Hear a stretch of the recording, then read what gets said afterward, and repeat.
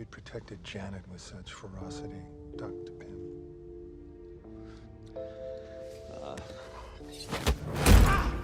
Easy, Hank. You mention my wife again, and I'll show you ferocity. Michael Douglas retired from acting in 2022 at age 78. He said he didn't want to die on a film set. But retirement hasn't brought him peace. Despite being worth $350 million and owning estates across 3 countries, something is deeply wrong. Every 6 months, he waits for a phone call that could change everything. The fear never leaves him.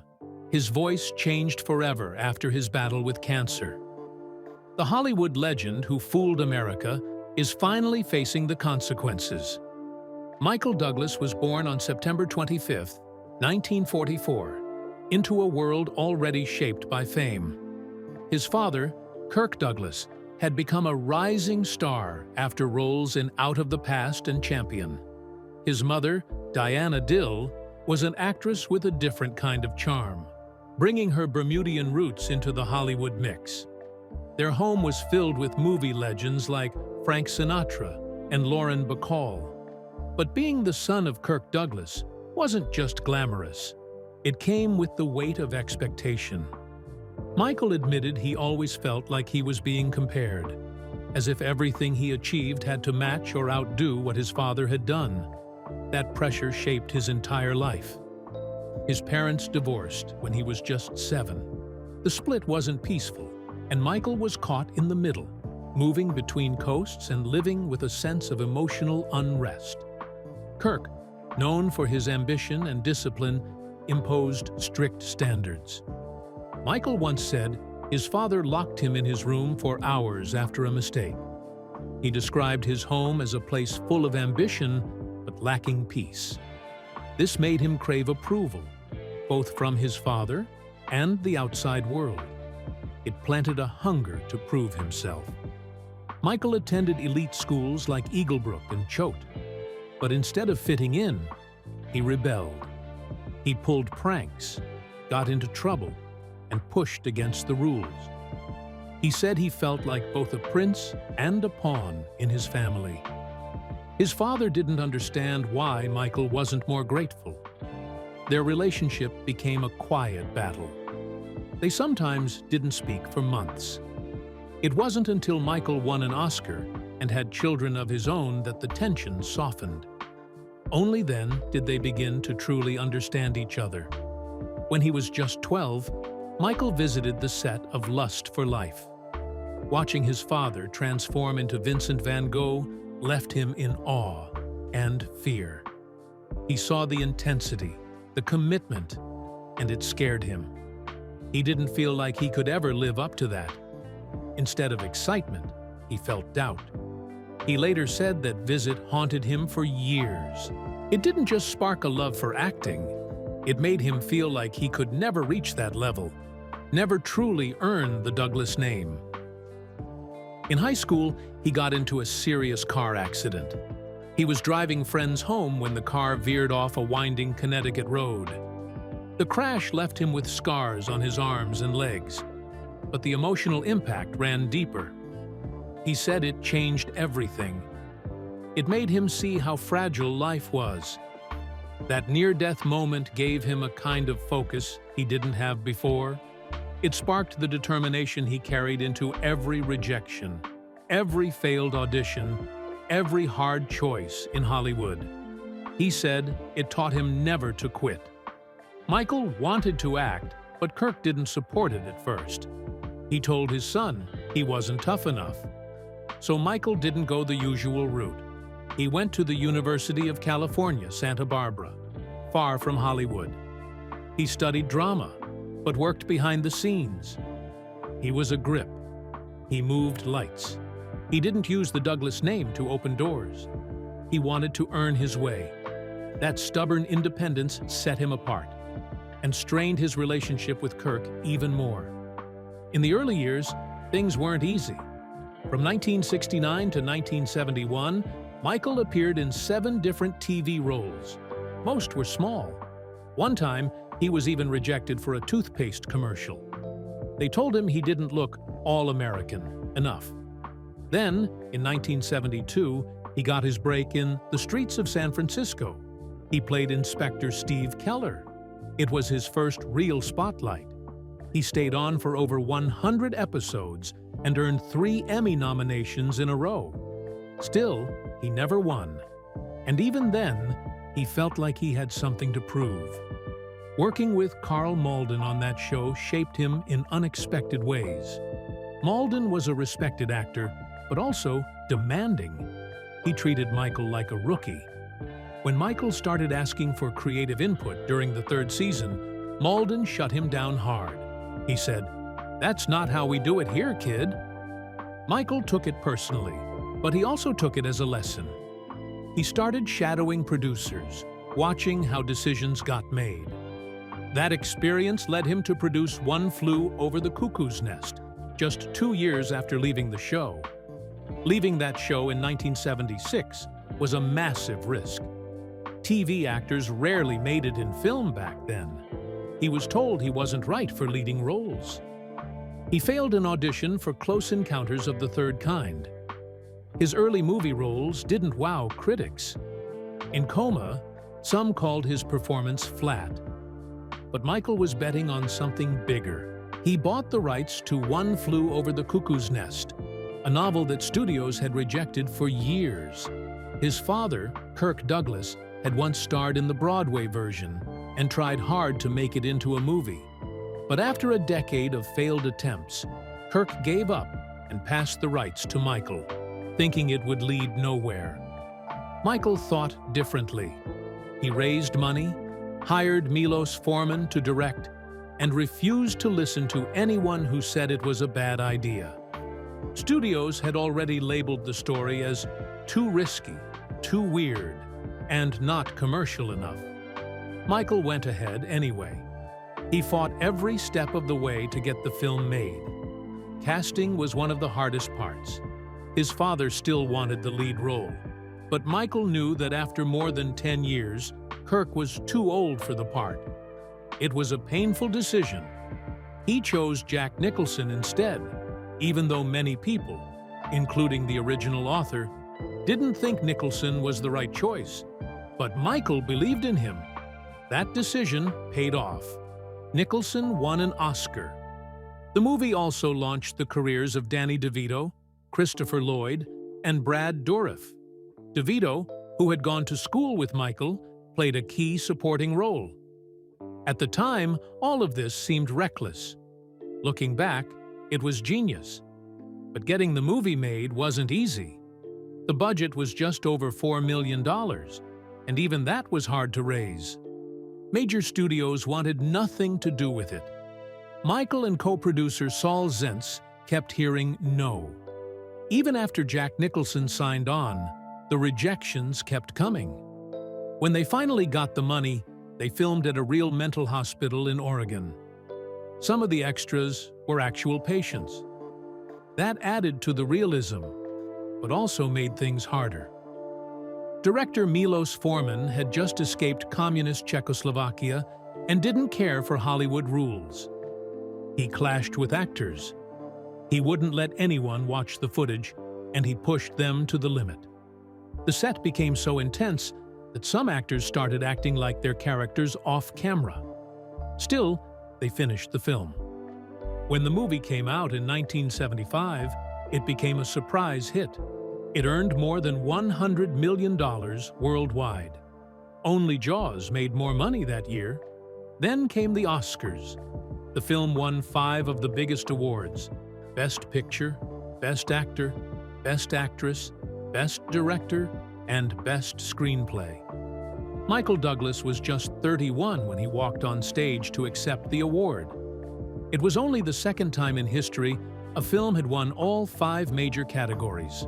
Louise Fletcher, who played Nurse Ratched, signed part of her speech for her deaf parents, creating one of the most moving Oscar moments ever. Years later, the film was added to the U.S. National Film Registry as a cultural landmark. Michael's gamble had turned into one of the greatest wins in film history. But success came with a cost. Kirk Douglas had spent years chasing this dream, only to watch his son make it happen without him. Kirk was hurt, even angry, when he found out he wasn't being offered the lead.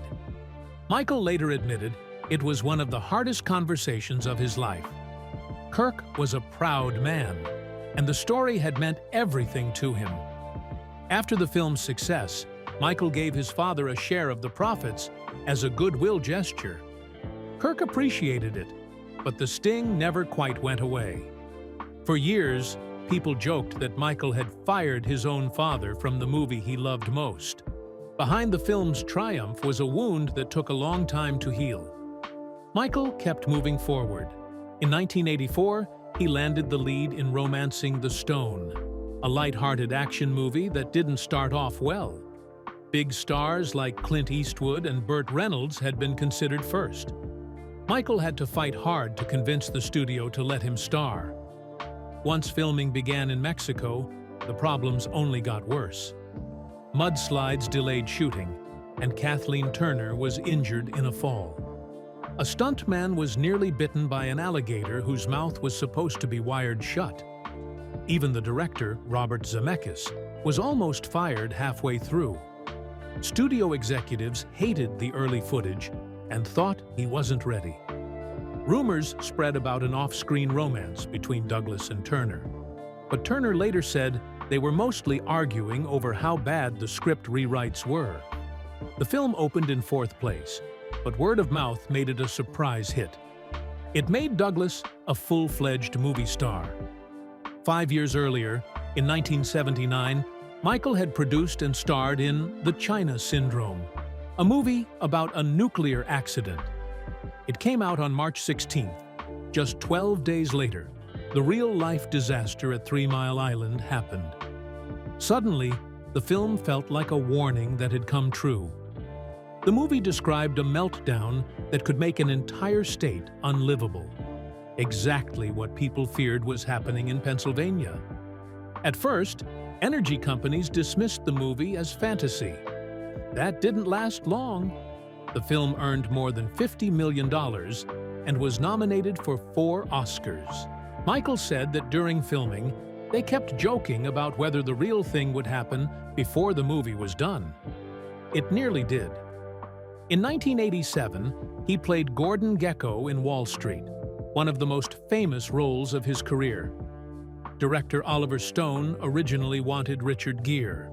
Studio heads considered Warren Beatty. But Douglas got the part, and his performance became iconic. His speech about greed made headlines and entered pop culture. "Greed is good" became a slogan for a whole generation of finance workers. Even though the movie was supposed to criticize greed, many people saw Gekko as a hero. Douglas later made videos with the FBI warning against insider trading. But the damage was done. Gekko had become a symbol for something he was meant to expose. Douglas won the Oscar for Best Actor, and the movie became a permanent part of American business culture. That same year, he starred in Fatal Attraction, a film about a man whose affair turns into a nightmare. It became a global hit, making over $300 million. But the role took a toll.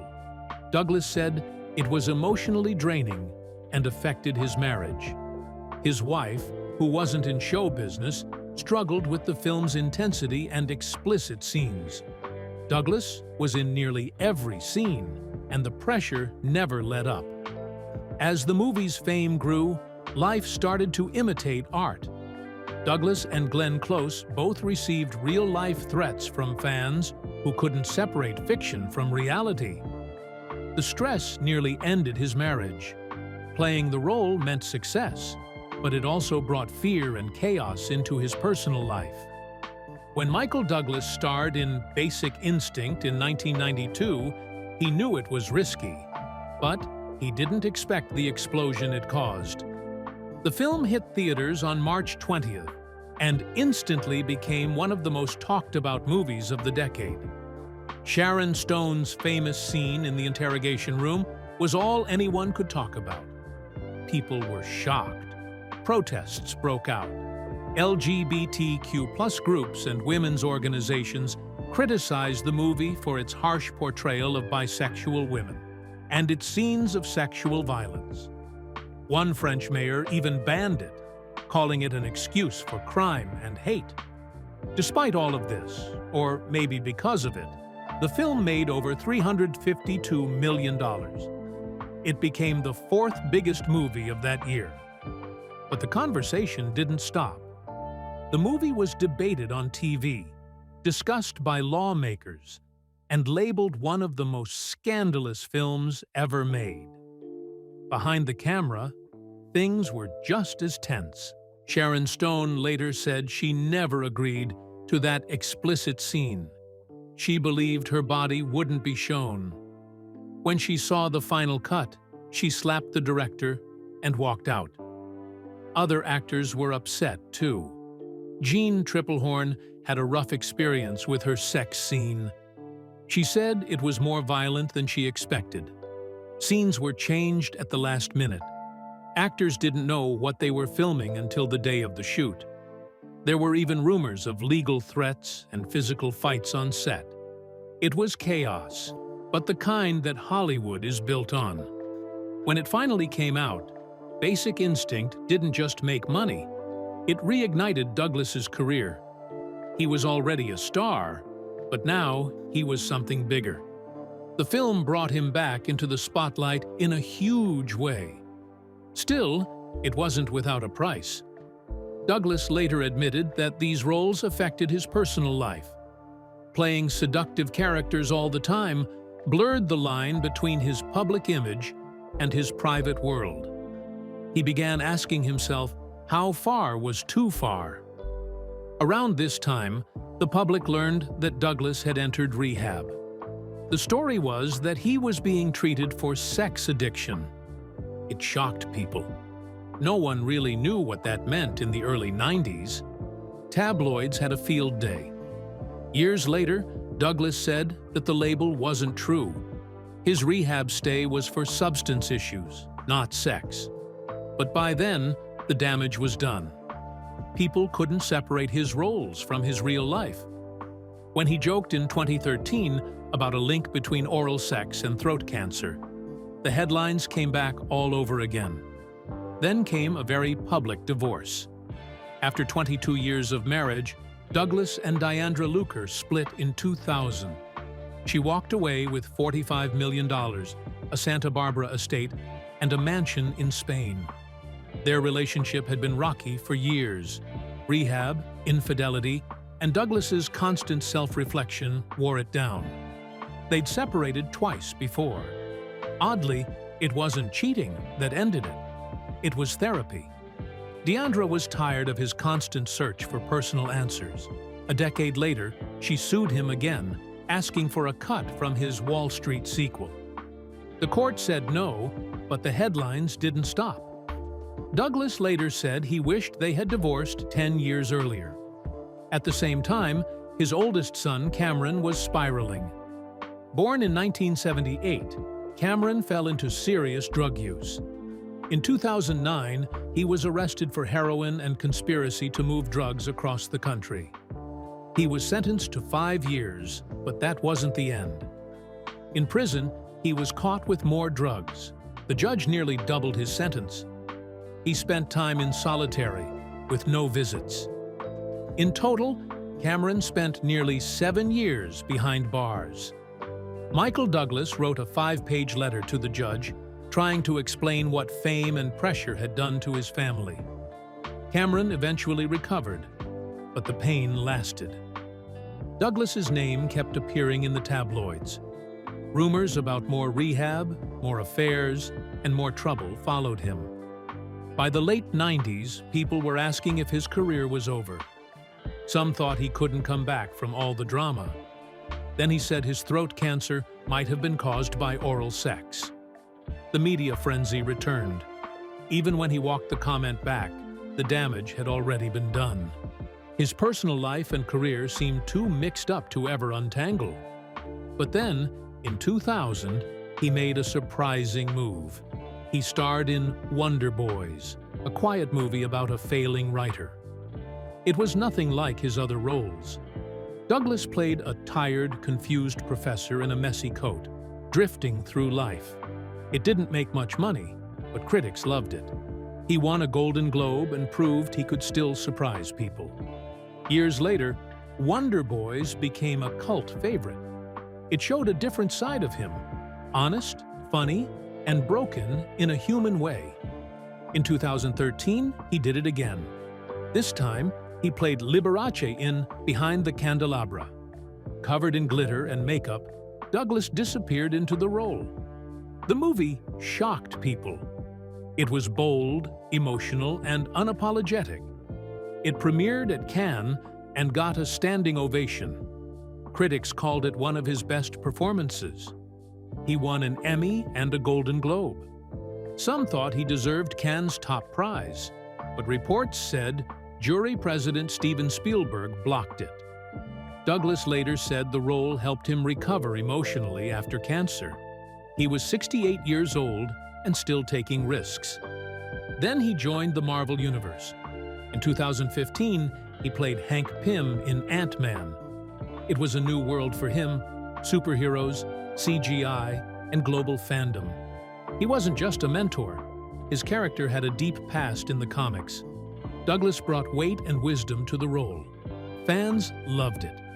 He stayed with the franchise for years, even voicing Pym in animated shows. In 2023, he said he wanted his character to die in a dramatic way. He was nearly 80, and the action scenes were getting harder. He wasn't done yet. In 2018, he starred in The Kominsky Method. It was a comedy, but with heart. He played an aging acting coach dealing with loss, love, and life. The show was a hit. Douglas won another Golden Globe and was nominated for 2 Emmys. People said it was his best work in years. It showed how far he'd come, from tough thrillers to quiet, honest reflections on aging. Even in his 70s and 80s, Douglas kept pushing. In 2024, he starred in Franklin, a historical drama where he played Benjamin Franklin. He also produced the series. It told the story of Franklin's risky mission to France during the Revolutionary War. The reviews were mixed, but most praised Douglas's performance. Around the same time, he began working with his son Cameron on new film projects. After everything they'd been through, this meant a lot. When Michael Douglas married Catherine Zeta-Jones in 2000, many said it wouldn't last. He was 56. She was 31. The 25-year age gap was front-page news. Their wedding was a grand event at the Plaza Hotel in New York, filled with celebrities from around the world. Critics and tabloids predicted a short-lived marriage, but they were wrong. Over 2 decades later, they're still together. They've been through public pressure, health scares, parenting, and career changes. In 2022, Douglas retired from acting at age 78. He admitted he didn't want to be someone who died on a film set. That shift changed their dynamic at home. Zeta-Jones, now 55, once said it was hard having him around so much after years of busy separate schedules. But they've adjusted. That age gap the world used to gossip about, it's now a quiet symbol of how they endured the pressure and stayed side by side. In 2011, Zeta-Jones was diagnosed with bipolar II disorder. The news wasn't supposed to go public, but another patient leaked it while she was in treatment. Douglas stood beside her as the story broke. He went on national television and spoke openly. He said once she was outed, she decided to take control and speak up herself. At the time, Douglas was also fighting stage 4 cancer. They were in a court battle with his ex-wife, too.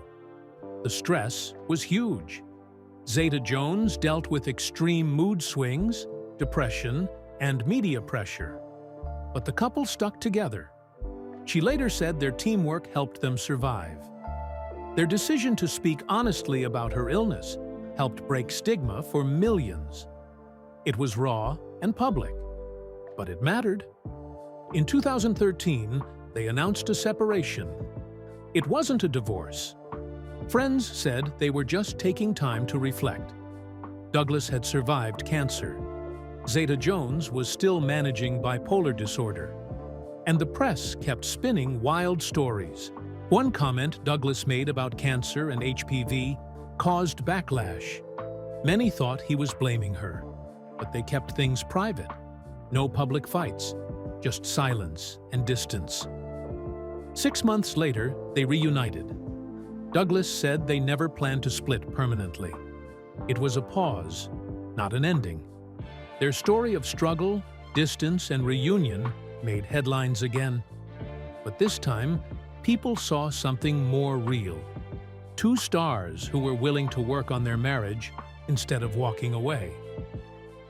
In 2024 and 2025, Douglas and Zeta-Jones had a different kind of spotlight. Their children, Dylan and Karis, both graduated from Brown University. These were deeply personal moments. Karis's graduation in 2025 was shared widely online. Photos of her crying and hugging her parents went viral. Zeta-Jones called them proud parents. Douglas posted a video to celebrate. Even though they once kept their family life out of the public eye, these were moments they wanted to share. Dylan graduated the year before, also from Brown. It was rare to see this famous family in such ordinary joy, smiling over cakes, hugging in crowds, celebrating like everyone else. The moments felt real, not staged. Douglas's relationship with his eldest son, Cameron, has been a long road. Cameron, born in 1978, struggled with addiction for years. He went through rehab more than a dozen times. In 2010, he was sentenced to nearly 10 years in prison for drug distribution. Douglas was heartbroken. He even hired men to force Cameron into rehab once, desperate to save him. At the same time, he was dealing with cancer and raising young children with Zeta-Jones. He had to step away from Cameron for a while. Still, he wrote letters to judges and begged for leniency. Cameron had been struggling since he was a teenager. After prison, he came out sober. Slowly, he and Douglas repaired their bond. They did interviews together. Cameron told his story in books and talks. In 2023, they even acted together in a film. Critics praised the emotional honesty. Their story became one of healing, not just survival. Back in 2010, Douglas told the world he had throat cancer. But that wasn't the full truth. It was actually stage Y4 tongue cancer. Doctors advised him not to reveal the exact type. Tongue cancer can require brutal surgeries, removal of part of the tongue or jaw. That kind of operation could have ended his career. So he said throat cancer instead. He later admitted the truth in 2013. He had gone to multiple doctors who all misdiagnosed him. A hospital in Montreal finally found the real cause. The diagnosis came late. The danger was real. Treatment was brutal. Douglas chose chemotherapy and radiation over surgery. He called it the 7 circles of hell. He lost 40 pounds. He could barely drink water. Standing was a challenge. People were shocked by how thin he looked. He also made headlines for saying HPV caused his cancer. That caused a global stir, but he stood by it. The treatment was not just physical, it shook him mentally. He feared dying, disfigurement, and losing his voice. But he refused to give up. By early 2011, he was declared cancer-free. But the fear never left. His voice changed. He lives with constant anxiety. He dreads the checkup calls. Every 6 months, he waits, afraid of what the doctors might say. He said that cancer changed everything, how he sees time, health, and risk. He now calls those fears part of his daily life, but he also says surviving gave him freedom. He doesn't waste time anymore. Instead of hiding, he became a public voice. Douglas started talking about HPV. He joined cancer awareness campaigns. He supported vaccine programs and spoke at hospitals. including the one in Montreal that diagnosed him. He wanted people to know the risks and the signs. He called it his way of giving back.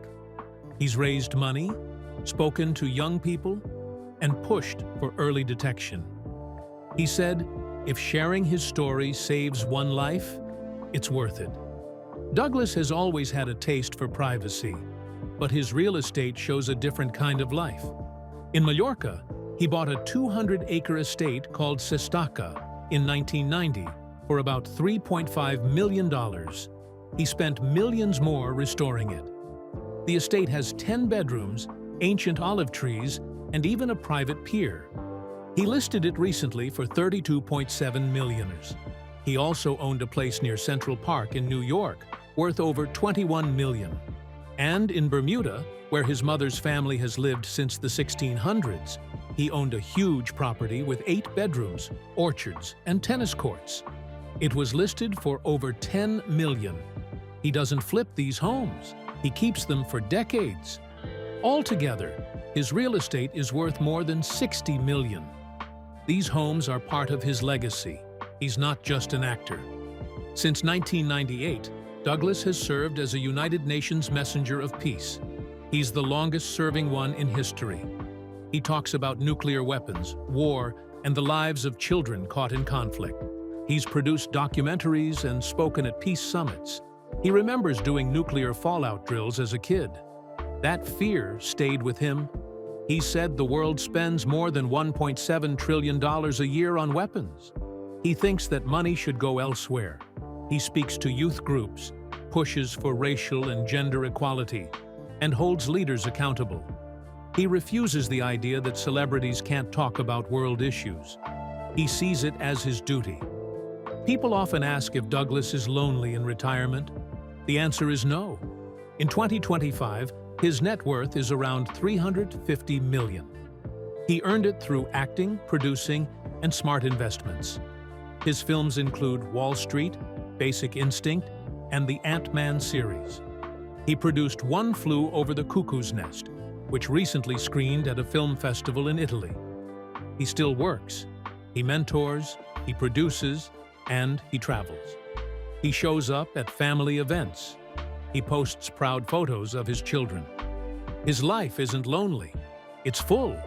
It's different from before, but it's deeply connected to people, to purpose, and to peace.